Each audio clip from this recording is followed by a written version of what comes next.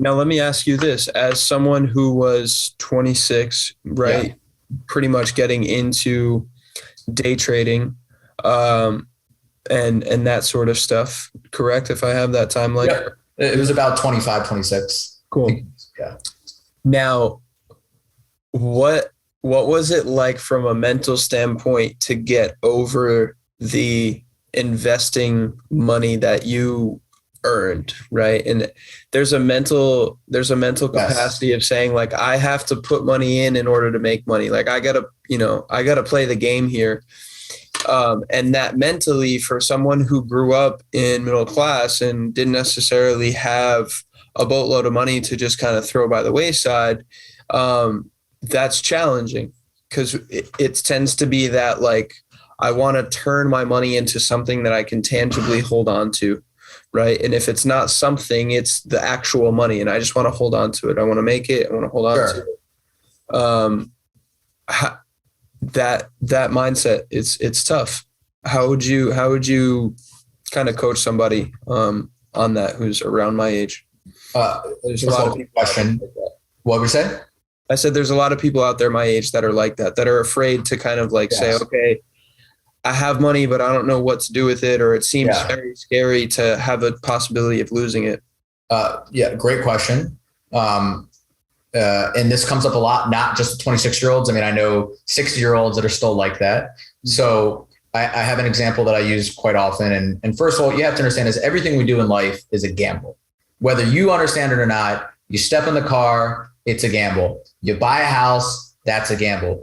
For whatever reason, different gambles have different contexts around it. People view buying a house as not that big of a gamble, even though it is. And so what I ask people is if you go into gamble in a casino, right? If you ever play blackjack and whatever dollar amount that you feel like you can lose and be emotionless about, that's a dollar amount you should gamble with.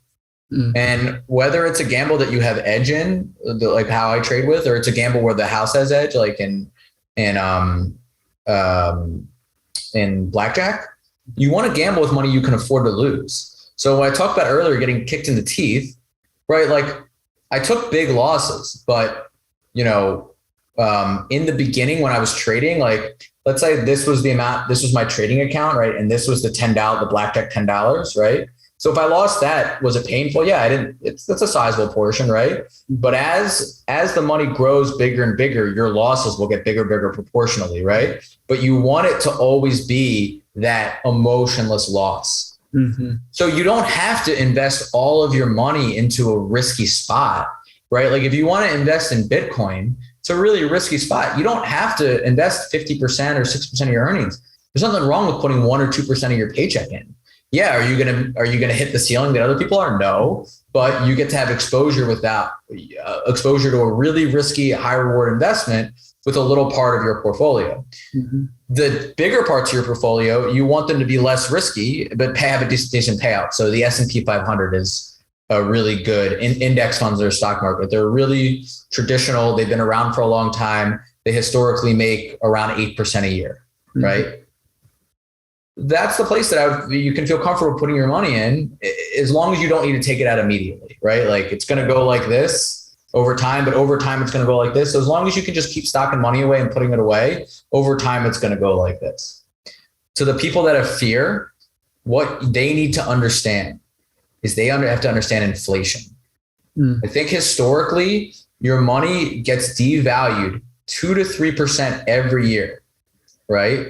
And so if it sits in the bank and you're making 0.25%, but it's losing 2%, you're losing 1.75% of buying power on your money. Yeah. So in order to retire, you have to make that up at least to have your money be, I shouldn't say in order to retire. In order for your money to stay stable, you have to make that up in investments. So you have to at least do that. So you have to take on some risk, because just by putting it in the bank, you're already risking 2% every year. You're just handing that back. Yeah. And that's where I think most people, especially coming out of high school and college, are just blindsided. They don't understand that. Well, they weren't taught. Yeah, exactly. It's not their fault. No. No. But I think too, and I would love to hear your perspective on this as you have, obviously changed your wife's perspective. Um, the idea of teaching your kids this, right? So like your daughter, like I know, to bring him up again, Cardone, he has his daughters like making sales calls and stuff. And like he's teaching them a lot as they're going through the process. Don't know if it's just for glamour and social media. It doesn't seem like that because she's had like full on conversations on video, and it looks very much like she's just a very knowledgeable 11-year-old because she's been around it. Um, where do you see that change coming from? Do you see like anything changing from an education standpoint, or do you just see yourself kind of doing your part in teaching your child that? Um,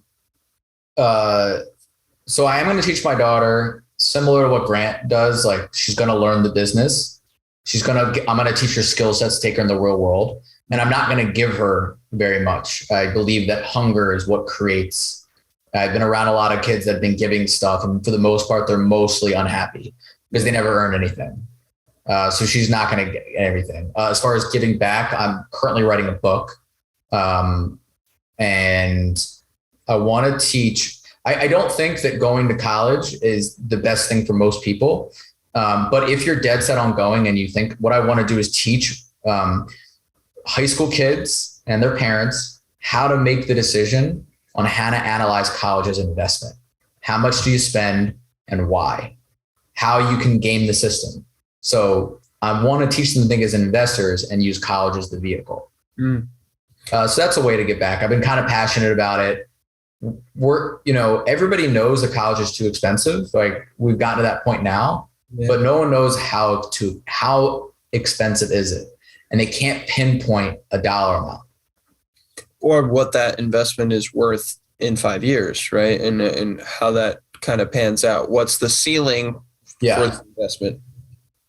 I mean, I'm starting to see books and articles about stuff like that. They're giving the direct ROI of certain majors and certain colleges, which is good, but it's not enough. Yeah.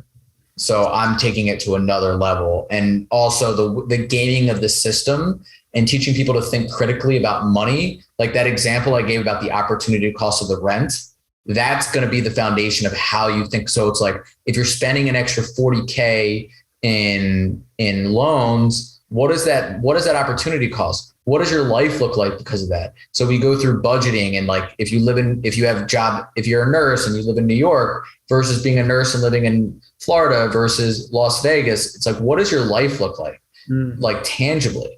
So, because that's the problem with 18-year-olds is they're just like going all in. They're doing what everyone's telling them to do, and they have no idea what their life's going to turn out. And most of them, as you're aware of, like, are trapped. Yeah. They have too much debt, and their job isn't going to pay it off.